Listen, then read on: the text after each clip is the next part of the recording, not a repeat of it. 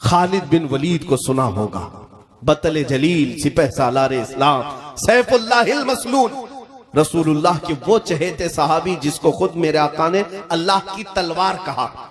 आपको पता है खालिद बिन वलीद ने अपनी जिंदगी में कितनी जंगें लड़ी? 125 जंगें लड़ी।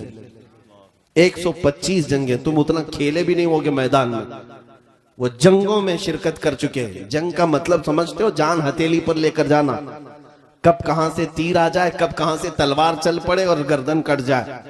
खालिद बिन वलीद खुद कहते हैं मेरे पूरे जिस्म में एक बालिश्त जगह भी बाकी नहीं जहां तीर ना लगा हो, जख्म ना आए हो पूरे जिस्म पर। और मालूम है आपको, वो जो तलवार उठाते थे, उनकी तलवार का एक हाथ का जो उनकी तलवार का वजन था 35 किलो का था। और वो मैदान में जब रह जाते, जंगे मौता एक जंग ऐसी है जिसके मुतालिक खुद खालिद बिन वलीद कहते हैं एक दिन में सुबह से शाम तक मेरे हाथ से 9 तलवारें टूटी, 9 तलवारें टूटी, लेकिन मैदान से हटे नहीं।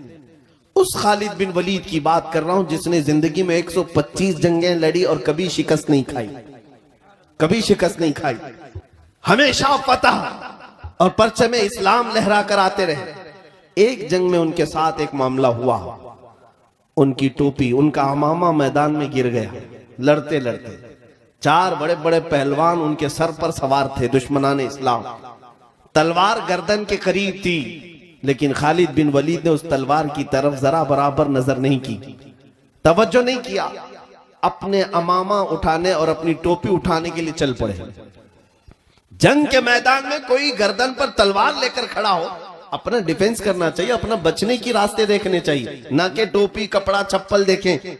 जंग के उसूल तो ये हैं। लेकिन खालिद बिन वलीद अपना अमामा उठाने के लिए चल पड़े, उठाया, चूमा और फिर रख लिया। जो खड़े थे दुश्मन वो देखते रह गए। पूछा कि तुम ही वो खालिद बिन वलीद हो जो सिपह सालार इस्लाम? कहा मैं हूं।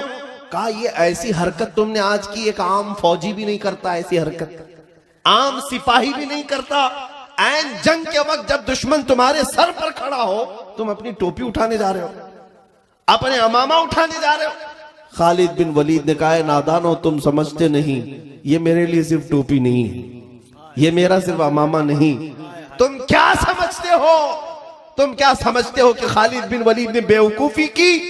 बात दर हकीकत यह है कि मैं इस अमामे को उठाने के लिए इसलिए चल पड़ा कि इस अमामे में मेरे रसूलुल्लाह के 3 मुँह मुबारक रखे हुए हैं। मेरा विजदान ये है, मेरा यकीन ये है। खालिद कहते हैं मैं अपनी ताकत और कुव्वत के बलबोते फतह नहीं करता, मुझे जो फतह मिलती है वो रसूलुल्लाह के मुँह मुबारक की बरकत से।